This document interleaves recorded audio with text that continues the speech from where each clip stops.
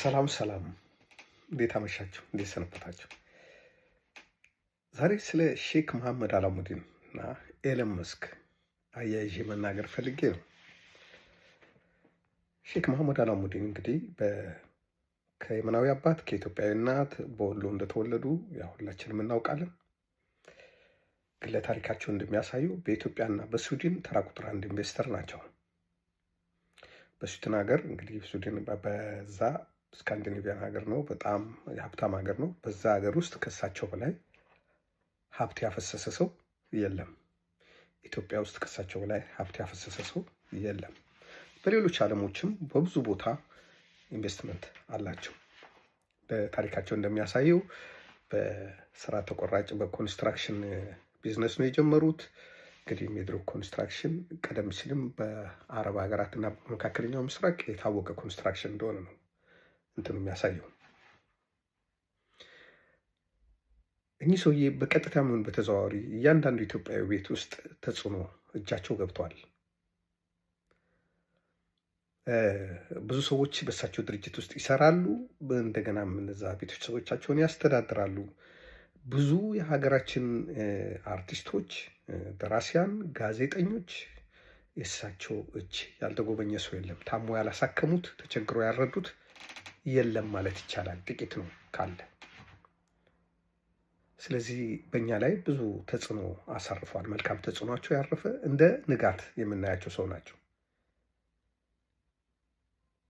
ሲሆን ያደረጉትን ያህል ውለታቸውን የከፈልን አይመስለኝም። እኔ በመስጊድም በቤተ ክርስቲያንም ውስጥ ስለሳቸው በደንብ መጸለይ ነበረበት ብዬ አስባለሁ። ምክንያቱም አንድ ሰው ይህን ያህል ጥሩ ነገር ካረገ እንግዲህ ያን ሰው እግዚአብሔርን የሰጠን ነው ማለት ነው። ስለዚህ መንከባከብ ይኖርብናል ብዬ አምናለሁ። ወይም አላህ የሰጠን ነው ብዬ ነው የማስበው።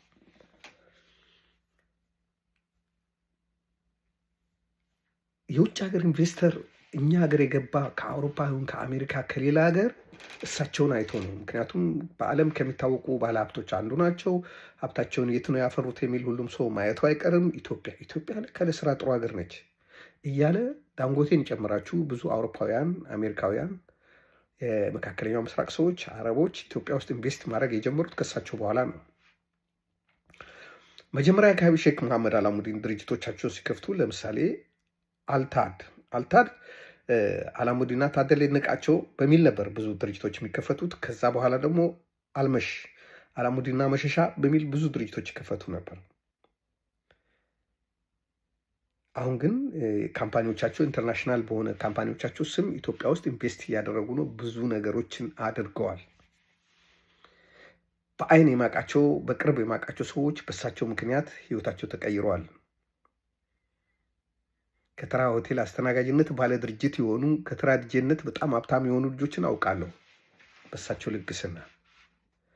አንዳንድ አርቲስቶቻችንን ከማሳከምም መጦሪያ ባጡ ጊዜ ቤት፣ አንዳንዶች መቋቋሚያ በመስጠት ብዙዎችን ህይወት ቀይረዋል።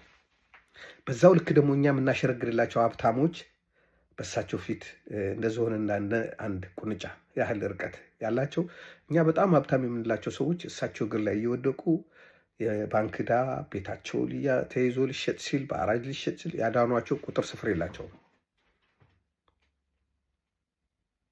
አገራችን ረሃብ መጣ በተባለ ጊዜ፣ በሽታ መጣ በተባለ ጊዜ፣ ተወረረች በተባለ ጊዜ፣ ቶሎቶን ተዘጋጀ በተባለ ጊዜ እጃቸውን ያልዘረጉበት ጊዜ የለም።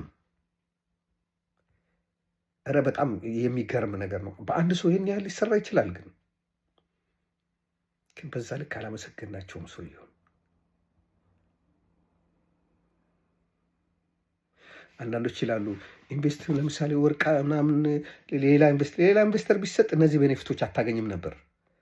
20% ከሆነ ከእሱ ጋር ውል ያደረገው 20% ይሰጣል እንጂ ቶሎቶን ስታዘጋጅ ለአንተ መርዳት፣ ኮቪድ መጣ ብሎ የሆነ ነገር ማርዳት፣ አገር ተወረረ ሲባል የሆነ ነገር መርዳት፣ የሆነ ሰው ተቸገረ ሲባል ይህን አታገኙም ነበር። በመንግስት ደረጃም እኮ አንዳንድ ለማዕድን ቁፋሮ የሚሆኑትን ማሽኖች መግዛት አንችልም፣ መከራየት አንችልም። የፈበረኩት ሀገሮች ራሳቸው በፐርሰንት አንተ ያለውን ነገር እየወሰዱ ትንሽ እየሰጡ ማውጣት ነው የሚፈልጉት። ይሄ የተዘረጋ የሊዮ ካፒታሊዝም ሲስተም አለ። እሳቸው የታወቁ ኢንቨስተር በመሆናቸው በግላቸው ያደረጉትን ነገር እኛ እንደ መንግስት ልናደርጋቸው ማንችላቸው ናቸው። ይህም መገንዘብም ያስፈልጋል። አገር ቀይሯል። ጥልቅ ድህነት ስላለን ነው እንጂ ሰውየው በግላቸው የሰሩት ነገር በጣም የሚገርም ነው፣ የሚደንቅ ነው። ከዚህ ጋር አያይዤ ምን ላነሳ የፈለግኩት በምርጫ 97 ጊዜ ሼክ መሐመድ አላሙዲ የንብ ከኔቴራ ለብሰው ነበረ የኢህአዴግን። በዛ የተነሳ ድፍን ኢትዮጵያ ይወዳቸው ነበረ። ከዛ ኢህአዴግን የጠላ ሰው ሁሉ የዛን ጊዜ ተቀይሟቸው ነበር። እስካሁን በቅያሜ ይቆይ አይቆይ አላውቅም። ግን እሳቸው የግድ በመንግስት ኦፖርቹኒቲ የሚሰጣቸው መንግስት ስለነበረ መንግስት ይህን ቲሸርት ልበሱልኝ ሲላቸው እምቢ ይላሉ ብዬ አላስብም። ነጋዴ ናቸው። ሌላው ሰው ግን ከፍቶታል። አንዳንዴ ባለሀብቶች የፖለቲካ ስሜት ሊኖራቸው ይችላል፣ ግን በጀርባ ሆነው ቢያግዙ የተሻለ ነው የሚሆነው ፊት ለፊት ከሚወጡ። ቢሆንም ምንም ቢያደርጉ ግን ሼክ አላሙዲን በኢትዮጵያ እንደ ኮከብ ናቸው። እጃቸውን ያልዘረጉበት ጊዜ የለም። ለአብነት አንድ ነገር ላስታውሳችሁ። ካሳንቺስ አካባቢ አንድ ትንሽ ጭፈራ ቤት፣ አዝማሪ ቤት፣ የጭፈራ ቤት ምናምን መሄድ ይወዱ ነበር። ሲመጡ ሄደው ወይተሩ ወደ ማታ አካባቢ ነው የመጡት። እሳቸው ከመጡ ይዘጋል፣ ሰው አይገባም። ስለዚህ ወይተሩ ወደ ቤቱ መሄድ ፈለገ። አያውቃቸውም። አላሙዲን ያኔ በደንብ አይታወቁም ነበረ። 83 አካባቢ ነው በደንብ እንግዲህ መግባት የጀመሩት እሳቸው እና ልጁ ሂሳብ ዝጉልኝ አለ። ለአንድ ወፈር ለሚል ሰው ፈልጎ ሲል ሰውየው እሳቸውን ጠይቅ ብሎ አሳየች። እሳቸው የሆነ ባንኮኒ ላይ ቁጭ ብለው ነበር። ሂሳብ ዝጉልኝ ጌታዬ ምናምን፣ ወደ ቤቴ ልሄድ ነው መሸብኛል። የት ነው ቤት? ወደ 7ኛ አውቶቡስ ተራ አካባቢ ነው። በምን ነው የምትሄደው? ታክሲ የለም አሁን በእግሬ ነው የምሄደው ምናምን። ለምን በመኪና ትሄድ? መኪና ላይ ለምን የለም? የለኝም። ምን አይነት መኪና ቢኖር ደስ ይልህ ነበር አሉት እንደ ቀልድ ብለው። እሱ ቶሎ ስለቸኩሎ ሂሳቡን ሰጥቶት እንዲሄዱ ፈልጎ ቮልስቫገን ብሎ በአፉ ላይ መጣለትን ቮልስቫገን ጠራ። ቅቤው ጥሩ ቮልስቫገን ጥሩ ይዘት ላይ ያለ ቮልስቫገን ስንት ነው ብሎ አንድ 20 ሺህ 25 ሺህ በል 25 ሺህ ስጠው ብሎ 25 ሺህ ብር የሰጡት ልጅ አውቃለሁ። እሱ ሰውዬ ማርቸዲስ ጠይቆ ቢሆን ኖሮ ማርቸዲስ ያገኝ ነበር። ከዛም በላይ ጠይቆ ቢሆን ግን እሱ በተሰላቸ መንፈስ ነው ያን ነገር ያለው። እንደዛ ህይወታቸው የተቀየረላቸው ብዙ ልጆች አውቃለሁ። እና ሼክ አላሙዲን የሰሩት ስራ ብዙ ነው። እውነት ለመናገር ሰዎቹም ወጥቶ ለምን እንደማይናገሩ አይገባኝም። እኔ ለሰው በተደረገ ነገር ደስ የሚለኝ ሰው ነኝ እንጂ እኔ በአይኔ የማይቻቸው አላውቅም። ለሀገሬ ባረጉት ነገር ደስተኛ ነኝ። ስለዚህ ነው ሰውየውን ማሞካሸት የፈለጉት። ረጅም ዕድሜና ጤና ይስጣቸው እሳቸው ባሉበት ቶሎ ወደ ሀገራቸው ገብቶ ስራቸውን ቢቀጥሉ ደስ ይለኛል። በጎ አድራጎታቸውን ቢቀጥሉም ደስ ይለኛል። እኚህ ሰውዬ እንግዲህ በስዊድን በኢትዮጵያ ብቸኛው ትልቁ ባለ ሀብት ናቸው። ከእሳቸው እኩል ሀብታም የለም ማለት ነው። ግን ያኔ የንብ መልበሳቸው ብዙ ሰው አስቀይሞታል። ከዚያ አያይዤ የኤለን መስክንም አውራቸዋለሁ። ሼክ አላሙዲን ሳነሳ ኤለን መስክንም ጠቅሼላችሁ ነበር። ኤለን መስክ የዓለማችን ተራ ቁጥር 1 ባለ ሀብት ነው። ከ200 ቢሊዮን በላይ የሆነ ሀብት አለው ተብሎ ነበረ። ሰሞኑን የወጡት መረጃዎች እንደሚያሳዩት ከዚህ ከባለፈው ከትራምፕ ጎን ቆሞ ከታየ ጊዜ ጀምሮ ከ100 ቢሊዮን በላይ ኪሳራ ደርሶበታል እየተባለ ሚዲያዎች እየዘገቡ ነው። እንግዲህ የሚባለው ነገር እውነትም ውሸትም ሊሆን ይችላል። ግን የሆነ ኪሳራ ግን እንደደረሰበት ግልጽ ነው። ምክንያቱም ፕሬዚዳንት ትራምፕ ራሳቸው የኤለን መስክ መኪና አትግዙ የሚል ኤሌክትሪክ መኪናዎቹ እንዳይገዙ ቅስቀሳ እየተደረገ ስለሆነ እኔ ገዝቻለሁ ነገ ጠዋት አንድ አዝዣለሁ ብሎ ሲያነሳሱ ነበር እርሳቸው። እና ምን እንድል ፈልጌ ነው፣ ኤለን መስክ በጣም ሳይንሳዊ የሆነ ባለሀብት ነው። ዓለምን እያዘመነ ነው። ለሰው ልጆች ገንዘብ ላላቸው ሰዎች በተለይ ምርጥ የሆነ ነገርን ለማቅረብ የሚታታር ሰው ነው። ሀብቱ ዝም ብሎ አቡስ ሰጥ ሳይሆን በጣም የተጠና በትምህርት የታገዘ ነው። ከዚህ ሰውየውን አለማድነቅ አይቻልም። ይህን ያህል አእምሮ የተከፈተ ሰው ከኛው አህጉር ከደቡብ አፍሪካ የወጣ በአሜሪካ ትልቅ ተሰሚነት ያገኘ የሆኑ የፌዴራል መስሪያ ቤቶችን ጠቅላላ የሚያዝ ድሮ እኛ ሀገር ፌዴራል ጉዳዮች ሚኒስቴር የሚባል ነበር። ያ የፌዴራል ጉዳዮች ሚኒስቴር ብዙ መስሪያ ቤቶችን ነበር የሚያዘው። ትልቅ የሚባሉት እንደ ፖሊስ፣ እንደ ደህንነት ያሉትንም ጨምሮ ክልሎችንም ጨምሮ ብዙዎችን ያዝ ነበር እና አንዳንድ ስልጣኖች ትልቅ ናቸው እና የተሰጠው ስልጣን ምንም ከገንዘብ ነክ የተያያዘ ከባጀት ጋር የተያያዘ ቢሆንም በጣም ትልቅ ስልጣን ነው የተሰጠው ሰውየው። የኔ ሀሳብ ለስልጣኑ ያንሳል ብዬ አይደለም። በሰሞኑ የአሜሪካን ሀገር ሰዎች፣ የተማሩ ሰዎች፣ የፖለቲካ ሰዎች፣ ምሁራን፣ ትልልቅ ሰዎች በሚዲያ እየወጡ የሚናገሩት በእነሱ በሶሻል ሚዲያ የምናየው ሰላማዊ ሰልፍ የሚያደርጉ ሰዎች የሚናገሩት ምንድን ነው? ኤለን መስክ አልመረጥነውም፣ በአስቸኳይ ይባረር የሚል ነው። እኛ አልመረጥነውም እሱን። እውነትም እሱ በየትኛው ምክር ቤት አልተወዳደረም። በላይኛው በታችኛው ምክር ቤት ተወዳድሮ አይደለም የመጣው። በፕሬዚዳንቱ መልካም ፈቃድ ስልጣን ያገኘ ሰው ነው እና በአንድ ሀገር ፖለቲካ ውስጥ እንደምታውቁት የአሸናፊም ተሸናፊውም ሰዎች አሉ። አሸናፊው አሁን የአሜሪካ 340 ሚሊዮን ቢሆን 240 ሚሊዮኑ በአሸናፊ ወገን ቢሆን 200 ሚሊዮኑ ተሸናፊ ወገን ሊሆን ይችላል። እንደው ለምሳሌ ነው ያቀረብኩት። እነዛ 200 ሚሊዮኖቹ የሚጻረር ነገር እያደረገ ነው ማለት ነው። ስለዚህ እንደ ባለሀብት በአንዴ ግማሽ የሚሆን የሀገሪቱን ሕዝብ ያጣል ማለት ነው። እሱን ሊገዙት የሚችሉ ከእሱ ጋር ሊገበያዩ ከሚችሉ ሰዎች ግማሽ የሚሆኑትን ያጣል ማለት ነው። ማጣቱ ብቻ አይደለም፣ በነዛ ሰዎች ላይ እየወሰደ ባለው እርምጃ፣ በሚናገራቸው ነገሮች፣ ለአዲሱ መንግስትና ለአንዱ ፓርቲ ተቆርቋሪ ሆነው በሚሰራቸው ስራ የዛ ወገን የሆኑ ሰዎች እንደ ጠላትነት እየተቆጠሩት ነው ማለት ነው። ስለዚህ ብዙ ነገር የሚያመጥቅ ሰውዬ፣ ወደ ሰማይ ይሄዳለሁ ብሎ የሚል ሰውዬ፣ ሰው ሰራሽ የሆኑ ሰዎችን ፈጥራለሁ፣ ሚስትን እሸጣለሁ፣ ባልም እሸጣለሁ የሚለው ሰውዬ በዚች ነገር የተሞኛ አይመስላችሁም? ሁሉም ሰው የራሱ የፖለቲካ ፍላጎት አለው። ግን በሱ ደረጃ ያለ ባለሀብት ግን ከጀርባ ሆኖ ቢደግፍ አይሻለውም ነበር? ራሱን ለአደጋ ያጋለጠ አይመስላችሁም?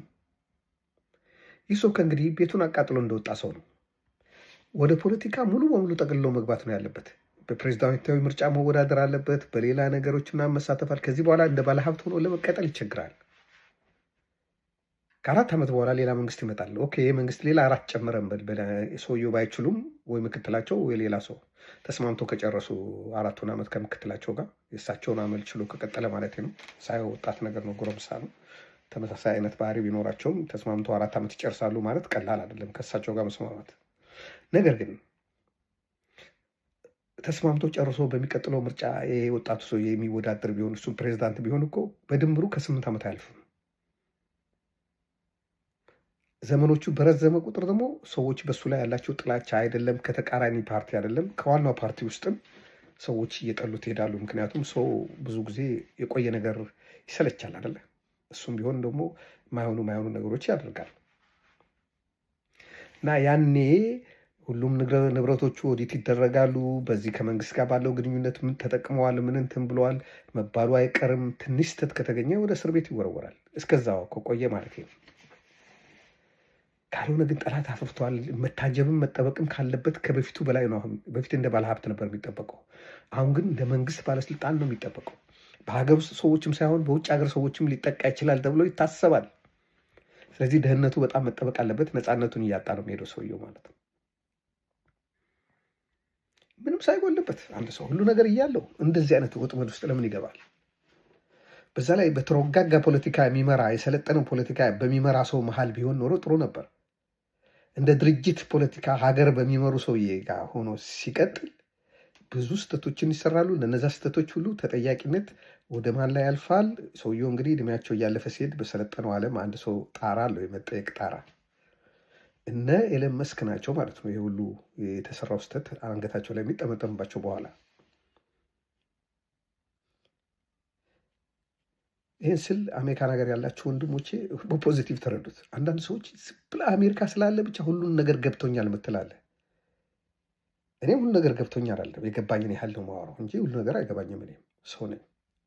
ግን አንዳንድ ሰዎች ዝም ብሎ አሜሪካ ስላሉ አንድ ሰባኪ ሲል ሰምቻለሁ። አሜሪካ የገቡ አሜሪካ ያልገባችባቸው፣ አውሮፓ የገቡ አውሮፓ ያልገባችባቸው ሰዎች አሉ። አሁንም የሀገር ቤት ኖሮ የሚኖሩ ቴሌቪዥንም ከፍቶ ማያውቁ ጋዜጣም አንብቦ ማያውቁ የሚባለውን ነገር ሄዶ መርጦ ማያውቁ መብት እያላቸው ብዙ ሰዎች አሉ። ግን እነሱ አሜሪካ የሚለው ከሰሙ መሳደብ ይጀምራሉ። አሁን ታያላቸው። እኔ ስለሚበላ ነገር አይደለም ማወራው፣ ስለ ኑሮ አይደለም ማወራው፣ እንጀራ ጠግበን ስለመብላታችን እዛ ሀገር ውስጥ ሀብት ስለመኖሩ አይደለም ማወራው። እኔ ማወራው የሰው ልጆች መብት ወደፊት ሊሸረሸር ይችላል ነው ስጋቴ። ጥቁሮች አይመርጡም ነበር። ጥቁሮች ባሪያ ነበሩ። ጥቁሮች ቤተክርስቲያን ውስጥ እንኳን መግባት አይችሉም ነበር። ታውቃላችሁ ይህንን?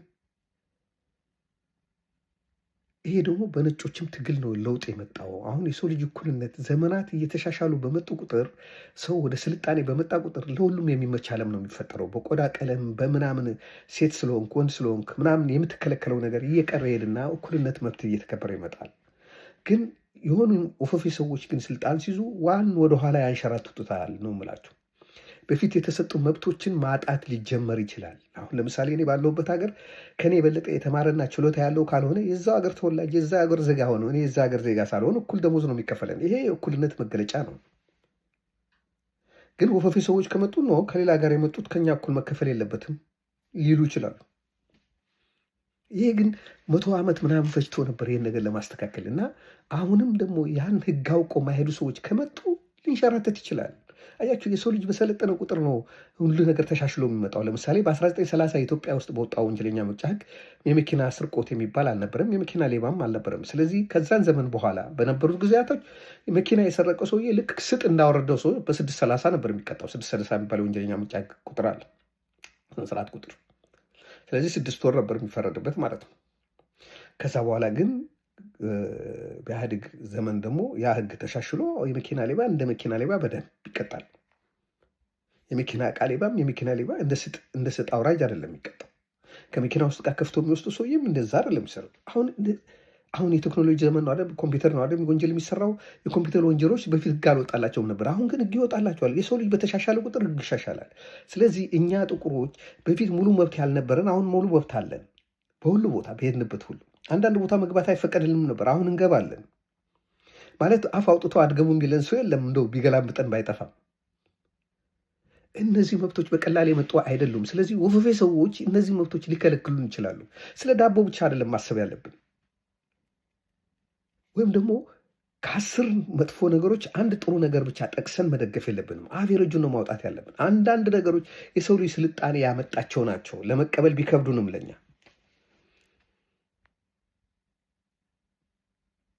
እና ኤለን መስክ ተሳሳተ ነው የምለው።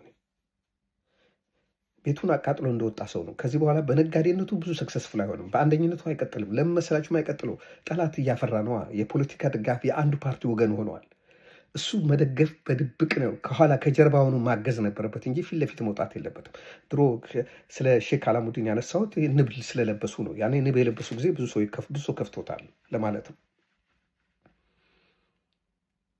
እና ትራምፕም ቢሆኑ ለሰው ልጅ የማይመች ነገሮች ነው እያደረጉ ያሉት። ብዙ ዓመት አሜሪካ የምትታወቅበትን ድሃ ሀገሮችን መርዳት ካስቀሩት፣ ይሄን ለማድረግ እኮ እነሱ ብዙ ዓመት ሰርተዋል። ብዙ ዓመት ነው ያሻሻሉት እንትናቸውን።